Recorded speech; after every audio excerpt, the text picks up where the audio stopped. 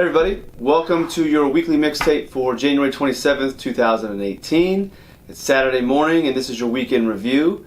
Just a few points to talk about this week. Try to keep this video a little shorter than normal. We'll see if I can do it. Probably not. But another week, another market high, broken record like I said last week. This week I actually want to focus not so much on the U.S. markets and just bring your attention to the global growth story that's going on. I've been writing about this for the last year on my blog, not because I thought I knew something that nobody else knew or was trying to make any predictions, but just from my personal experience as an advisor and the statistics that are out there. Geez, if I could talk this morning. Now, the statistics show that most U.S. investors are very overweight the U.S. markets and underweight international markets. If you've read anything that I've done or watched some of these videos, you know I'm a big believer in global diversification, meaning having your money spread across the world, because the U.S. only makes up a part of the global growth story.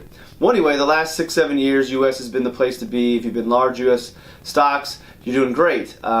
Neglecting the international markets hasn't really hurt you. But now the tides might be turning. It's a global growth story. Every major country in the world is actually growing at this point. So I bring this up only to encourage you to review your portfolio with your advisor, as always. I'm going to always put that disclaimer out there. Make sure that you have a globally diversified portfolio if that makes sense for your situation, because if you don't, you might be missing out. So again, don't go chasing returns, but we talk so much about the U.S. We focus on our country a lot of times, but it is a global growth story, which is a very good thing to be seeing. And if your portfolio is not allocated properly, you might be missing that. So markets continue to do well. We'll take it as long as we can. Last week I reminded you, let's save this video so we can remember when the markets do a little correction on us, that markets do go up. So I'll say that again, let's remember these times. It's not always going to be up like this, but we'll take it as long as we can. Continue to focus on your long-term strategy, on your plan, and don't go chasing things. So the market's doing well. The next up, last week we talked about the government shutdown. It was a very short-lived event, kind of what I thought it would be. Again, not that I know anything that anybody else does, but historically these shutdowns are very short-lived. As I reviewed my video last week, I almost redid it. I didn't want it to come across that I was unsympathetic to those who actually would be impacted if the government shutdown went longer. I just didn't think that it would last very long. We were in the weekend, so the government technically would have been shut down anyway. And I didn't want it to seem as if I was not sympathetic to those who would, especially the armed forces. Their pay shouldn't be messed with because government wants to get into a pissing match between sides. So had the shutdown continued further along and we were talking about it again this week, my tone would have been much different. But I just didn't think it would last very long. I thought it was a bigger news headline than what would really end up happening. So nonetheless, it's done. It's a Band-Aid though, and that Band-Aid gets ripped off next month. So we get to have this conversation probably again here in a few weeks to see if they're going to fix the budget and get things going further. But we just put the Band-Aid on to buy us some more time, which I guess is better than nothing, but it's going to continue to be a point of conversation for a while now. So government shutdown is done. Check my notes. Next up, sticking with government and business, this week was the World Economic Forum in Davos. It's an annual event. This was the 48th time, I believe, that they've held it. And this basically is a big get-together amongst the world's leaders, the world's business leaders, where they cover a variety of topics from economic policy to fiscal policy to business to education, technology. They're just talking about everything going on. It's a place for everybody to get together, and hopefully good comes out of it. At least on surface, it's a good-looking event that the world's leaders and business leaders are getting together and having conversations. Whether or not things come out of it will be remain to see. I did want to point out one thing that I actually thought sounded very good. We'll see if the actions follow the words. But President Trump, in one of his speeches, talked about America being first and what that meant. And he said that America first does not mean America only. So I actually appreciate that he said that. I thought it was a good comment. Again, we'll see if future words and future actions back that up. But the message was a good message. We'll see if it continues. Another thing that he said, I don't typically watch very many political speeches, but it happened to be on CNBC when I was working. Another comment that he said that I thought was actually kind of good was that every country should have the mindset of America first, and not so much America first, but their own country first.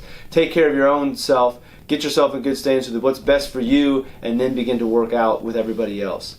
So I think that was actually a decent comment. So Davos is done. world leaders getting back to work, business leaders getting back to work. We'll see what all comes out from that.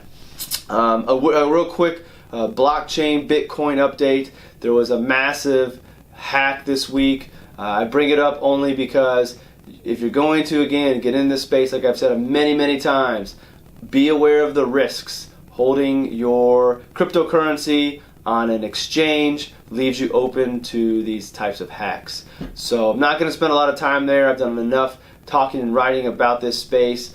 But again, know the risks of your investments. So there's the natural risks of trading and buying and selling and all those things. But with this space being new, kind of unregulated, you've also got this hacking to worry about as well. So a major exchange, not Coinbase for those that are holding your coins there, but another one that was hacked and an insane amount of cryptocurrency was stolen. So just be aware of what you're doing and know what your risks are depending on how you decide to store those currencies and coins should you go that route.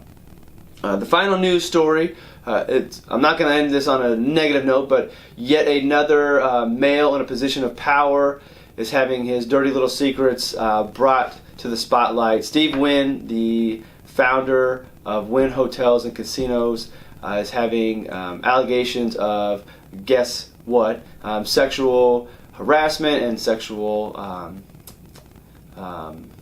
abuse brought against him. And unfortunately, these days it's almost you're guilty until proven innocent. Rightfully so. This is probably going to end up being true. It's disgusting. I'm getting tired of hearing about these stories. I'm a very optimistic person. I don't necessarily consider myself naive, but I had no idea that this type of stuff was going on, and I feel kind of embarrassed to say that. The one positive from this, and the reason I do hope this continues to go on, even though I hate reading these stories, is that the victims are now getting their voices heard. They're getting justice. We had Larry Nassar this week get his sentencing. I'm glad the victims are getting their chance and people are finally listening to them. I'm glad it appears that actions are being taken if you look at Michigan State, and we'll see what happens with Wynn. Unfortunately, these actions are only happening because the spotlight's been brought on them and they're almost forced to, because what we're finding out is people knew about these things for a long time and just looked the other way, which is horrible. So as much as I hate these stories, as disgusting as it is, I hope it continues to the point that this behavior stops. I mean, men, we're better than this. We can do better than this. So let's hope that this changes the behavior. Let's have these conversations with our boys to treat women with respect and not like these leaders of business and entertainment and across the board are behaving. So yet another famous person in the news for acting like a jerk. We'll see what comes down from this, and unfortunately I don't think it's the last one. But that's another news topic. If you're an investor, it could have impacted your portfolio because Wynn stock got slammed yesterday, rightfully so. So we'll see what continues to do. I probably won't cover much more about this, but it was the end of the week. It was a big news story, just from a social aspect, but also from a business standpoint because of the impact on the stock and kind of in the stock market. So let's hope these stories continue only so long as they need to, so that behavior changes and this type of stuff stops. And like I said, I'm not going to end this on a negative note. My man, JT, Justin Timberlake, released another single from his upcoming album. This one's with Chris Stapleton. I had a friend ask me this week if I was worried that I was going to be made fun of for professing, not my love, but my appreciation for Justin Timberlake's music, and I told him, no way will I be embarrassed because I'm a fan of Justin Timberlake. Puts out good music, appears to be a good dude, and that I've not heard any news about him in the same subject matter that I just got done discussing. And he's a savvy businessman. So as long as he puts out good music, stays out of the news, appears to be a good husband and father, he has a stylist and I have a stylist. I didn't know that. I'll be a fan of his. So his album comes out the same day as the Super Bowl, I believe, which he's performing. If you haven't checked out the single so far, check it out. My favorite still is Supplies, which if you check my Instagram, I put a little video of me getting hyped for this video, dancing to it. But the new song is also very good. So if you haven't checked it out, go check it out. I'm going to continue to tell you about Justin Timberlake as long as he's a good dude and puts out good music and not care about it. So we're going to end on that note. Music is always good. Justin Timberlake's doing a good job, so go check that out. So that's it for your week in review. Be sure to check down below. Check out this week's blog post from my friends in the blogosphere. And then remember that you can always contact me on Twitter at Justin Castelli, JUS10 CASTELLI, or you can now email me at contact@allaboutyourbenjamins.com. Let me know if there's anything you want to see on the blog, see on a video, or hear on a podcast. I have a great lineup of podcasts coming. I know there's been a little lull, but it was getting that podcast up, getting things going, and now I have some great interviews lined up. So stay tuned for that. You can always subscribe to the blog, which will keep you up to date with everything going on. It's on the blog, or you can get a pop-up, I'm sure. You can subscribe there. So with that, I'll let you go. I think my video is a little shorter than normal. I'm off to go coach some first graders in basketball. I hope you have a great weekend, and we'll see you next week.